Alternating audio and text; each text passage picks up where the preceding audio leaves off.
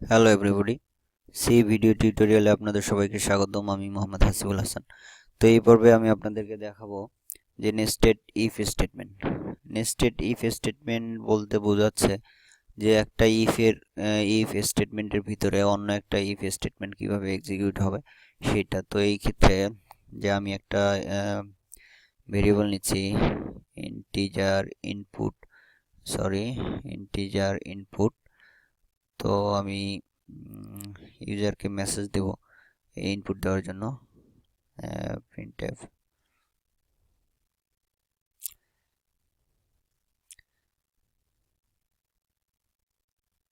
please enter the positive number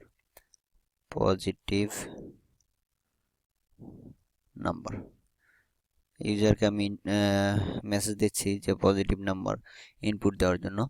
তো user এখানে positive number input দিবে scanf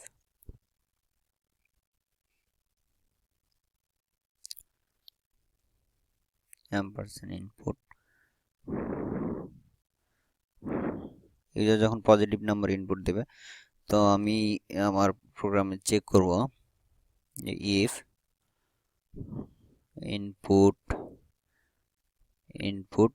গ্রেটার দেন 0, যে আমার যে ইউজার যে ইনপুটটা দিচ্ছে, যে ইনপুটটা এখানে আমি একটা নিউ লাইন দিয়ে দিচ্ছি। ইউজার যে এখানে ইনপুটটা দিচ্ছে, ইনপুটটা 0 থেকে বড় কিনা। যদি 0 থেকে বড় হয় তাহলে আমি এখানে একটা মেসেজ প্রিন্ট করে দিব printf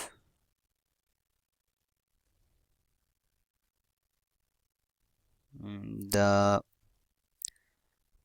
value is greater than 0। তো এটা মেসেজ দিবে যে ইনপুট ইউজার যে ইনপুটটা দিচ্ছে এই ইনপুটটা 0 থেকে বড়। এরপরে আমি আবার এটাকে চেক করব ইফ দিয়ে ইফ ইনপুট যেটা হবে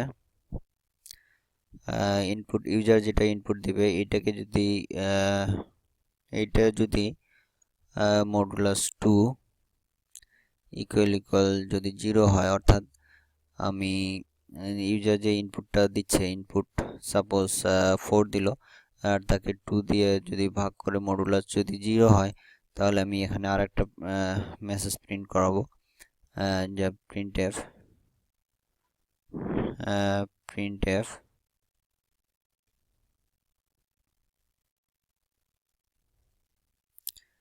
the value is even। User যে পজিটিভ নাম্বারটা ইনপুট দিবে সেটা যদি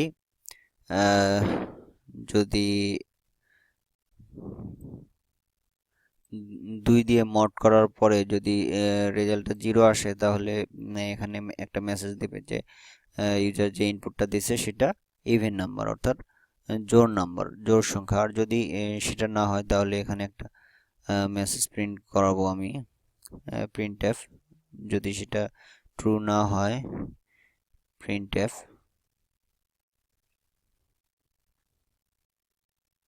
the value is odd, ভ্যালুটা odd।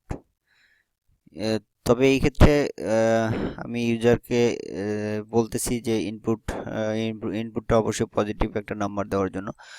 যদি ইউজার পজিটিভ নাম্বার না দেয় তো আমি এখানে এলস ব্যবহার করতে পারি যে আপনি পজিটিভ নাম্বার ইনপুট করেন নাই, তো আপনাকে এই ক্ষেত্রে পজিটিভ নাম্বার ইউজ করতে হবে।